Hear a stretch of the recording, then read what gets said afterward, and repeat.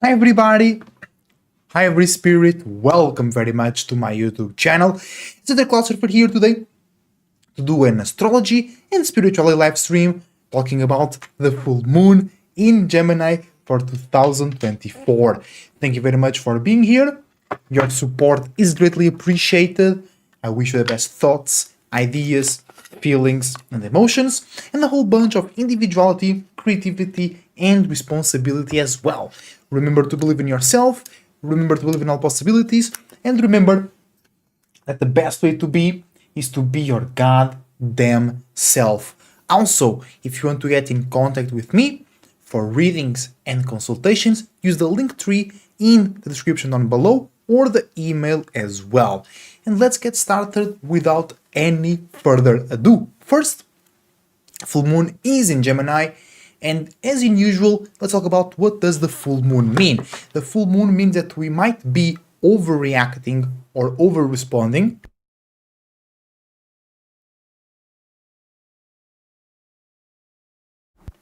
So you might be overreacting or over responding about a specific thing, either from your internal realm or from the external realm. And then we have Gemini, which is mutable air. So it means we have or mutable air in general means the ability to be mutable and adaptable with your own way of thinking, communicating, and analyzing, and then being able to mix it with others' ways of think, communicate, and analyze in more logical, cold, and detached ways, right? So full moon in Gemini means that you and others might be overreacting and over responding to how they are being mutable with how they think, communicate, and analyze in logical ways about their own emotions. So this can make things weird because people might not be ready or they might not want to deal with certain emotions and feelings, right? Or they might be in a certain state. They might be in a certain state, but because the full moon is in Gemini, it might be too light. You know what I'm saying? It might be too over the top, so they don't understand what's really going on. They might feel like they are in a certain flow, they are in a certain path, but they might not be able to completely analyze because the moon doesn't like, quote unquote, to be in Gemini. What does that mean? That we don't like to do moon-like things in Gemini-like ways. How so? So in general, we don't like to treat emotions and feelings in a cold and detached way. We don't like to take emotions and feelings and gossip about it. Usually gossip is about somebody else, right? You're talking about that girl over there that did this and that man over there did that. Usually don't gossip about your own internal realm. It's a bit more serious. It's a bit more cared about. It's a bit more private, right? So Gemini, right, and the moon bring that always that dynamic of you being in a state and perhaps you're not really aware of it or you don't know how to deal with it or you're just scared. I've known many Geminis I've known many Geminis that they were just scared of emotions, right? It's not like they were going through something at the time, but just the potential ability of being exposed to a certain emotion made them emotional and stressed a little bit, right?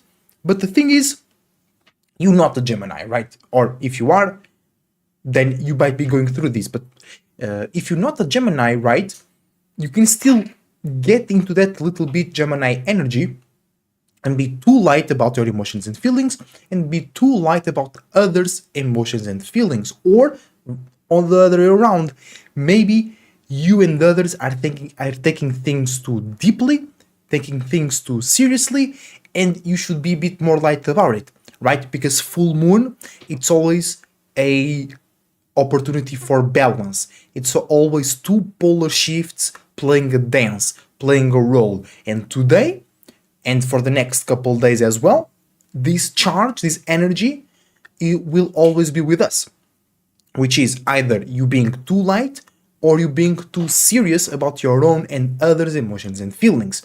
So what can activate that, right? It's you or somebody else talking too much about yours or others' emotions and feelings, attractions, relationships, situations, right? So just don't talk too much or don't participate as well in others trying to talk a lot about somebody else's emotions and feelings, security and safety, all that. Like, keep it cute, keep it simple, don't create any problems, don't associate, because you might be just guilty for association. You might think it's okay to talk a little bit here and a little bit there, but perhaps somebody else was already in a bad space, and because you were just in a light space, you thought it was not a problem, but now you were associated and you talked with them, right? You and then other people, especially the one that was being talked about, might see you as a partner in that conversation, and you were just giving like a little bit of attention to that person that was in a way more gossipy state. You know what I'm saying? So, positively though, I was thinking about it yesterday that Gemini, perhaps it's the least full moon. For an example, every time the moon is in Scorpio, it carries a little bit of full moon energy, and moon is exalted in Taurus. So we don't need the full moon in itself to overreact to stuff, right? So on the other way around, even though there is a full moon in the sky, because it's in Gemini, it's not so intense, it's not so emotional, and it's not so dramatic as other full moons or just normal moons throughout the year. So that's a good point. Also, negatively, what might happen here is or in general, right, full moon is the time of the month where we collect the fruits from our labor, right, internally and externally. But it doesn't mean it's immediate, right? Maybe you went to a spiritual space right now on the full moon, and as the moon empties, you start to manifest and attract certain stuff. It's not because you don't have it right now that you didn't do it or you didn't get it yet, okay? Believe in yourself, trust yourself. But you might already be collecting some fruits, but because it's full moon in Gemini, you might take it too lightly, right? You might think, oh, this doesn't mean much. This is not much. This is not very valuable, right? I worked so much just to achieve this. So you might be undervaluing your fruits. You might be undervaluing the rewards of your work, right? So make sure to not do that. You should be undervaluing gossip. You should be undervaluing information about geographical locations that are very far away from you and you have no power and control over them. And that's on a general basis. You should always undervalue information, gossip, and news about things that you have no power, control, or responsibility on, right? You can be interested about it, you can react a little bit to it, but in the end of the day, you can't do anything to change that, right? For example, let's say you are watching the news and it's saying a war in a Middle East country or an accident in India and some people got hurt or something. Like, first, there is no point of you receiving that news. I don't know why those news are so prevalent. Logically, it makes no sense, but spiritually, they have an intention behind it. But that's not for right now, right? But especially on the full moon and full moon in Gemini, you and everybody else can overreact and get over-attached to that gossip, to information about the surroundings. So make sure you are undervaluing those things because they have nothing to deal with you. You can change anything. They don't change anything in your life, those news and those things from far away. So make sure to not throw your power away. Make sure to not use your mind, emotions, and body to participate in scenarios, conversations, ideas, topics, and subjects that are not beneficial for you. And they actually might distract you and make you undervalue your process and the things that you have done so far. Because you're too busy worrying about problems that have nothing to do with you. But this is also on a general basis, not just for the full moon in Gemini right now. On a daily basis, you should not pay almost any attention to things that are out of your scope. Horoscope, right? Your horoscope, your sun's scope, that's the things that you see, the things that deal with your personal space, uniqueness, and individuality. Those are the things that you should care about. Those are the things that you should think, communicate, and analyze in logical ways, and create in your mind scenarios and ideas in how to connect and communicate that with others in a way that it's logical and relatable without sacrificing your individuality. You know what I'm saying? So let's move on. Let's pick some tarot cards to decipher today's energy. Once again, thank you for watching. Remember to leave a like and subscribe if you enjoy the content, and book readings and personal consultations with me using the email on the description down below, and checking the Linktree to reach my IG, so you can see the posts, you can see the prices and everything like that. All right. And if you want a tarot card, let me know and I'll take a tarot card for you. So first card of the full moon in Gemini today is Nine of Cups. Wait, my bad, guys. Nine of Cups means there is the opportunity to fulfill our emotions and feelings, to elevate how we feel, to elevate how we communicate and deal with emotions, or to just elevate our internal realm above everything else, or just the ability to see, think, and communicate better, more logically and wiser, because full moon in Gemini, about the internal realm. Negatively though, it might mean you are taking an emotion and feeling and making that a priority. You are elevating that thing instead of yourself and your space in general. Let's take the second card. That was the start of the journey. Let's see the midway point. Let's see the transaction in the middle. And we got Five of Pentacles. So during this full moon in Gemini, you might be getting extra connected to reality, to circumstances and situations, to limits and boundaries, to responsibilities, to an object, to a desire, to a memory of the past that you went through, right? So make sure to use the full moon in Gemini to make things lighter, not to go extra deep into anything else, because you might be already deep and now it's time to get out or to see it from a higher perspective. So that makes a lot of sense, because we are elevating our emotions and feelings, right? And that makes us realize what we are connected, attached, and care about in a physical realm, or as in responsibilities, limits, and boundaries. And let's see the conclusion of this little storyline for the full moon in Gemini.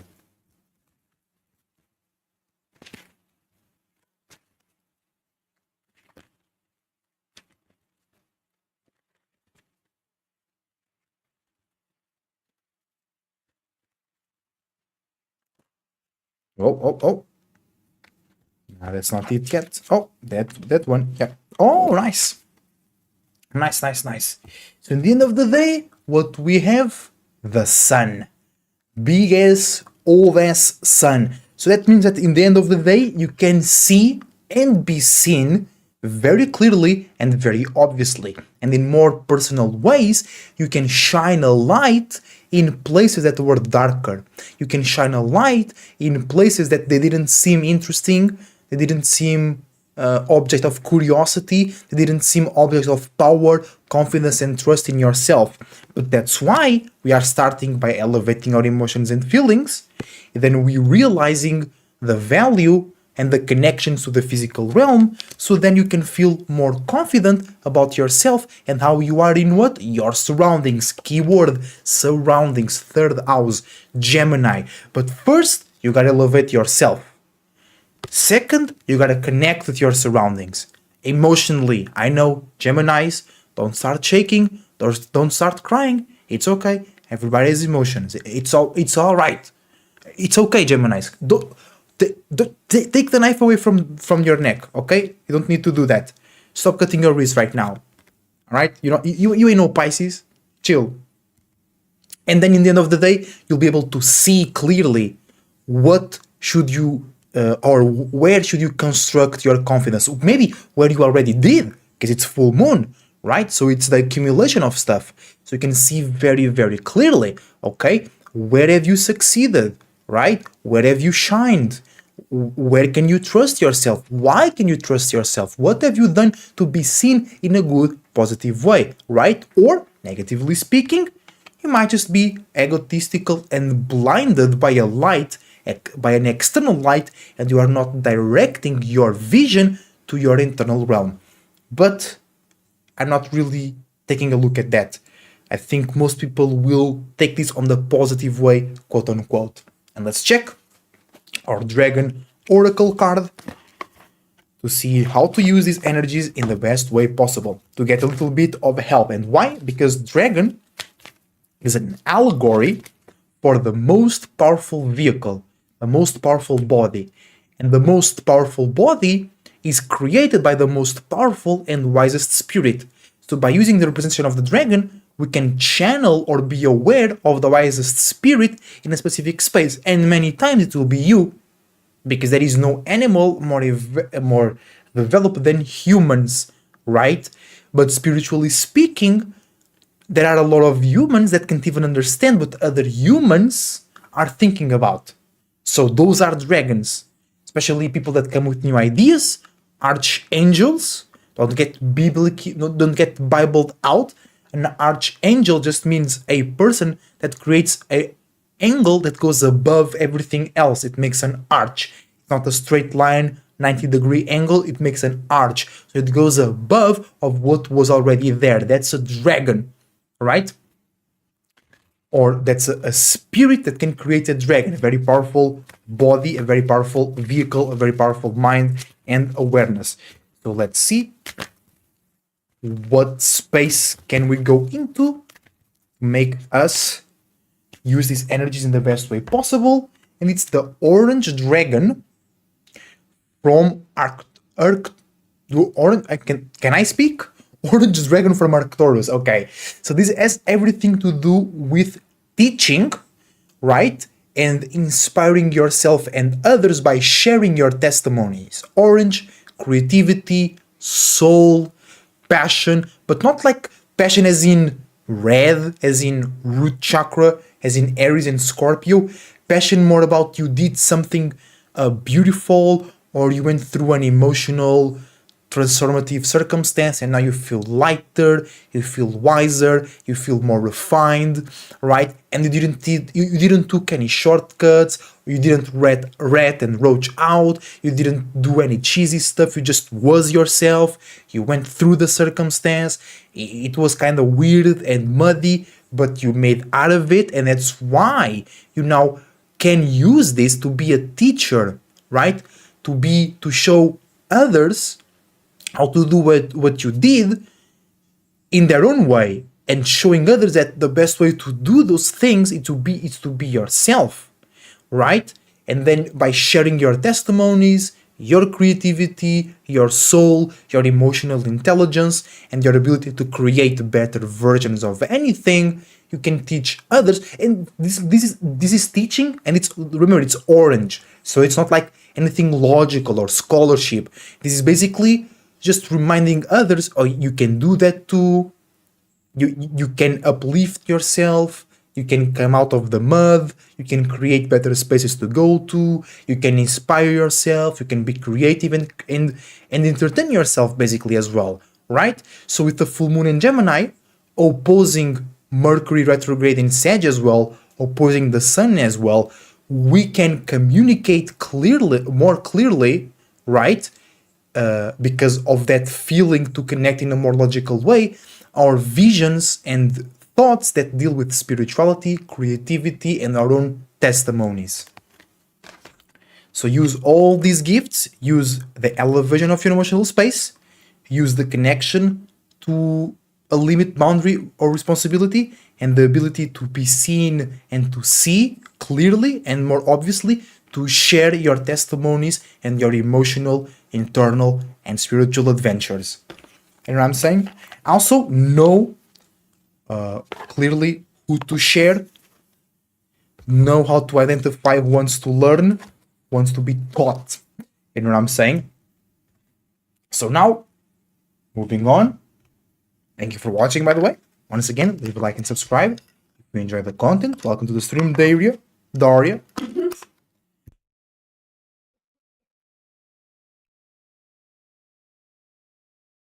So, let's take a look here at our horoscope chart, and there is a couple points that I want to focus on, especially the conjunction of the moon with Jupiter. You know what I'm saying? The conjunction of, not the conjunction, the opposition of the full moon to Mercury in Sagittarius, and the sextile with Leo, and the square with Saturn. But first and foremost, let's do a quick recap and analysis of everything. Full moon in Gemini, trining Venus in Aquarius. The gift to overreact and be overly mutable about your feelings and emotions, to relationships or just connections in general that make you feel fixed, unique, and valued by your uniqueness or by our stubbornness, right? So what can happen here is somebody is making you feel unique, but that doesn't mean that they actually see you in that way, right? Or somebody can be valuing you by being too fixed, too stubborn, too harsh, and too cold in the way that you relate your things. Because the full moon in Gemini is giving all that lightness to your emotions and feelings, and Venus in Aquarius is making it easier to relate unique and fixed ideas. So you can be feeling, right, very good without really go under the surface to understand if that's good or not, if that's wrong or right, and then you can be valued by being stuck instead of being mutable. But in general, this is a gift to feel more flexible, more light, and more open to think, communicate, and analyze in a more logical ways your feelings and emotions about what you value in a unique mind, or why you value a person or relationship that you think they have a unique mind. Then we have full moon in Gemini. Now here, very importantly, opposing Mercury in Sagittarius. So this can be a bit weird, or you maybe already experienced it, because moon doesn't like to be in Gemini, and Mercury doesn't like to be in Sag, right? But Mercury likes to be in Gemini. Mercury rules Gemini. So we have here a distant connection, but that's actually something that most people look for, which is the ability to be more logical about their emotions and feelings, to not be under them, and the ability to also be more logical, right, about visions, imagination, spirituality, and their own testimonies. Because sometimes people go through stuff, but they can't really communicate it. They can't really make sense out of it. They can't really make conclusions. And with Mercury in Sag, you can, but it's going to be weird because we're not really geared towards being logical and cold and analytic about our beliefs, about spirituality. Because in general, logic still can't really depict spirituality, because spirituality is still far away in terms of us being able to understand what's going on. We know things are going on. For example, we know that something comes out of nothing. We know that the spirit is not something. We know that the spirit is the creator and not the creation. But we don't know to the little details how the spirit creates stuff. We know because we do it, so we know that we do it, but logically we can say it's this and that, and then it does this and then it does that. You know what I'm saying? But we have the ability to do so, right? All possibilities, and we are the spirit, so we can develop the ability to understand how we do stuff, but not yet. We are on that process. We are on that progress, you know? So that's exactly what I'm talking about in these scenarios. There might be certain spiritual essences, spiritual events that you know they're going on, and you know what's happening, but you might not be able to explain it, but you are also able to create or be aware of new ways to explain and be logical about those things. But the full moon in Gemini might make you too worried and too stressed about not knowing. It might seem too confused. It might seem nothing makes sense because you gotta make sense out of it. You gotta create a new logical way to deal with your emotions and feelings and to deal with your spirituality beliefs and imaginations. The thing is, full moon means that your emotions can get in the way. You can get too stressed, you can choke on that emotional stress, you can be just over, or somebody else is bringing that to you, but you open. Don't play the victim card, right? If somebody is bringing something to you or to your life, it's because you're letting them. And sometimes you have to be aggressive. Sometimes you have to be dry. Sometimes you have to take the Aquarius sword or the Capricorn stick and hit somebody's head with those limits and boundaries from Saturn. And always remember, we are on Earth. We are the most distant planet from us is Saturn. What does that mean? That in the space where we created this planet, in the space where we created this chakra, we are the furthest away from Saturn. So most of the spirits that come here, they don't know how to do Saturn. They don't know how to be patient, how to build stuff, how to apply limits and boundaries, how to be loyal to their God themselves, how to make sense of reality, how to have principles and acquire a network and association that it's real, makes sense, and upholds something, right? Not just for the money, not just for the bitches, not just for the dudes and the nickels, right? But sometimes you have to apply limits and boundaries and be harsh or be cold or look like the bad guy so you don't get perturbed. You don't have to take everything from the external realm. And full moon in Gemini actually can bring a lot of emotions from your surroundings, right? But like I said in the early part of the stream, it's not super emotional, it's not super deep, but especially if you have a lot of air elements, you can feel a bit more emotional. And for a person with a lot of air elements, that can be enough to throw you off your flow. But in the end of the day, let's conclude here about the full moon in Gemini and the Mercury in Sagittarius, right? It's basically a great opportunity to create balance and to bring both worlds together, making sense about your emotions and feelings, and being able to communicate in logical ways about your dreams, illusions, imaginations, and spirituality. But things are weird because we still, in general, creating logical ways to explain spirituality in a real way.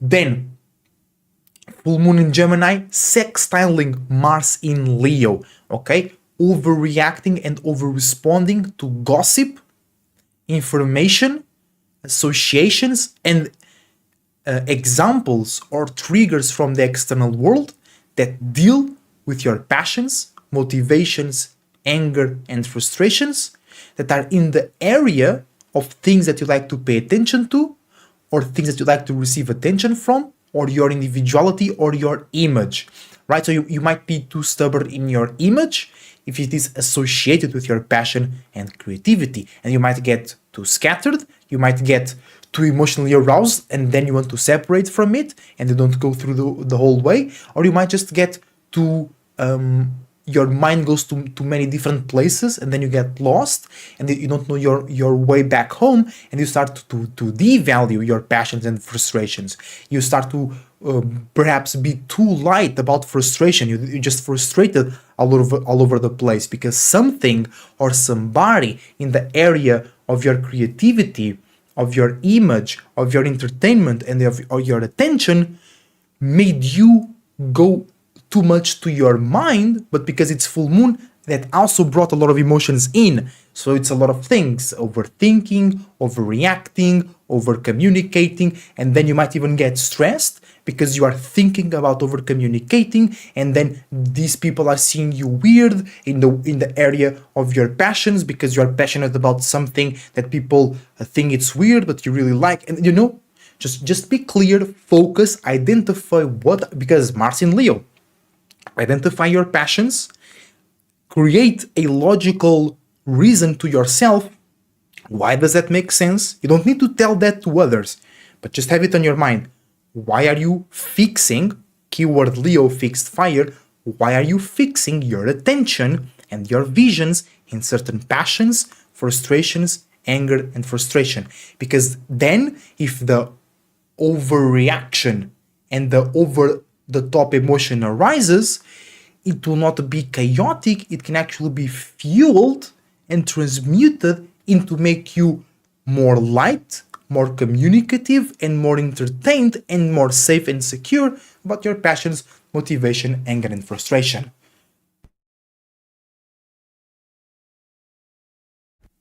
Next, moving on to full moon in Gemini conjuncting Jupiter. So this basically is just making the full moon bigger. But it doesn't mean more chaos. Can mean more chaos, can mean more transformative circumstances, but Jupiter has all to do with wisdom. And what is opposing Jupiter? Mercury in Sagittarius. So we have all the abilities and all the tools to go very deep or very far away into a space that is full of emotions, full of creativity, full of wisdom and knowledge, full of charge, but then we can use our mind in that place where we usually can't really be proficient about, right? So yes, Jupiter is expanding the full moon, but in the first place, the full moon is already kind of light because Gemini. Second, full moon and Jupiter are in Gemini. So by communicating, by thinking in more clear and logical terms, we can make things more light, more flexible, more dry, and more logical. And then because Mercury is in Sagittarius, it's easier for us to make sense out of those wisdoms and knowledges. It's easier for us to not only make sense internally, but also communicate that with others, right? So, yes, there can be more chaos, there can be more transformation, but also it's way easier to take wisdom and knowledge out of those events. It's way easier to go from a negative space to a uplifting space real quickly. You still have to go through the trigger, you still have to go through a little bit of anxiety, but it's way easier to be like, oh, it's because of this, it's because of that, and that means this, that means I have to overcome this, that means that I was building a more powerful mentality and now I can handle it. You know, it's way easier to go into those emotional spaces. It's because Jupiter is expanding the full moon, so it's very easy to go into stress and anxiety, for an example, but it's also very easy to get out of it and conclude about something and get wisdom and knowledge and feel more uplifted, feel more giddy, because that's all, like, that's a very important part about spirituality, is you living your life, going through weird and tough circumstances, but then you get giddy about it because you went through it and you succeeded. Yes, you were in the mud, but you were able to get out of the mud and do certain cool things. And now, when you think about that memory, it still scares you a little bit. You still get a bit about being in the mud, but then you remember you got out and you get giddy because you know you can be in a dangerous situation and it's still scary to go through it, but you've done it before in another space, so you get giddy about it. You get, oh, let's go, let's do this, right? Because you obtain wisdom and knowledge from your testimonies. You know what I'm saying? So basically, Jupiter in Gemini expanding the full moon in Gemini as well, expanding the overreaction and over-responding to gossip, information, and logicality, but also it's easier to make sense and communicate the conclusions, the wisdom and knowledge out of those expanded overreactions and over responses. And then full moon in Gemini squaring Saturn in Pisces, learning how to make sense in a real way without killing the dream, learning how to apply limits and boundaries to yours and others' dreams, illusions, and imaginations, while feeling a lot of emotions, while feeling a lot of need and desire to communicate and connect in a logical way.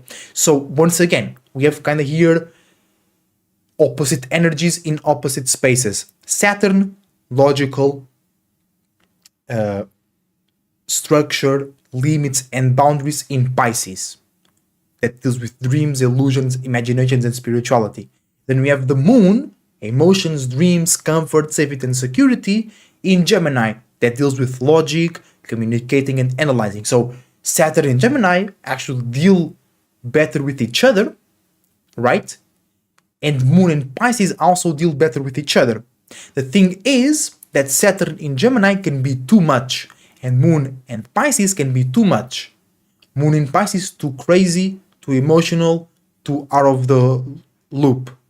Gemini and Saturn too scattered about your reality, communicating too much about things that could be private, or just too realistic, too dry, and too logic. So full moon in Gemini is bringing emotion, a lot of emotions and feelings from gossiping, from conversations, relationships, and your surroundings. And Saturn in Pisces has been for a very long time right now building, basically, like, in short, it's not like Saturn in Pisces. It's a huge event, right? But in many things, many dreams, many muscles, right, coming into that area. But basically, it's bringing your dreams into reality. Pisces, dreams, Saturn, reality. But it's not magical. I mean, you are magical, so you make it. You make that. How? Limits and boundaries, networking, associating, routine, pattern. You sing yourself doing something, getting tired, spending a lot of time in an area to make that dream, that vision, that imagination, that feeling, that fantasy, routine, and pattern come true, right? Now, what might happen here, or what is the learning process, right? Learning from Gemini to Pisces. Learning about the overreactions and the over responses about full moon in Gemini, how to be more logical, or where are we lacking some logicality, flexibility, and mental ingenuity to make that Pisces become real, right? Because it's not easy though, or it's not clear. Yeah, that's a better term. It's not clear to do Saturn in Pisces, right? So full moon in Gemini can give us the clear perspective into our emotions and feelings to know how to bring that clarity to Saturn in Pisces, to know in which emotions and feelings should we work on, to know what dreams and illusions should we apply limits and boundaries. And we know that better now, and we can learn that now, because we are overreacting, over responding to how we and others think and communicate about our emotions and feelings. And from that comes more conclusions, comes from logic, or comes more logic that we can apply in a way that allows us to bring dreams into reality. You know what I'm saying? So learning how to analyze your emotions and feelings so you can make your dreams come true, because dreams, or like specifically, is you create or catch a vibe. And how do you know if that's the right vibe? Moon in Gemini. And then you learn how to identify that to make it real. It's a bit crazy, it's a bit complicated, but that's how it works. You know, with a full moon in Gemini, you get a logical sense into your emotions and feelings, and then you learn how to bring that into your reality so you can make that vibe real, you know? Then, full moon in Gemini, fatal attracting Uranus and Taurus, so that means you might be too light about your emotions and feelings when it's about being fixed and consistent with innovation, uniqueness, and individuality, or your surrounding is too fulfilled with energy, with emotions and feelings, I mean, about things that are unique and creative, that deal with security and structure. Full moon in Gemini squaring Neptune in Pisces, learning how to be lighter about grand dreams and no grand dreams and grand imaginations, internally speaking. Also, others can throw that at you, but it's still coming from their internal realm. And then full moon in Gemini trining Pluto in Aquarius, a grand gift to be more mutable about how you think in a logical way about your emotions and feelings, and how you and the whole world are transforming into a direction where we have to build a reality based in each and every one unique mind. So a gift to feel extremely comfortable or extremely scattered about the new world where everybody needs to open up shop using their unique mind.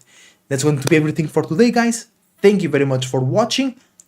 I hope to see you on the next time. Watch the videos here on the channel as well, and I wish you the best thoughts, ideas, feelings, and emotions, a whole bunch of individuality, creativity, and responsibility as well.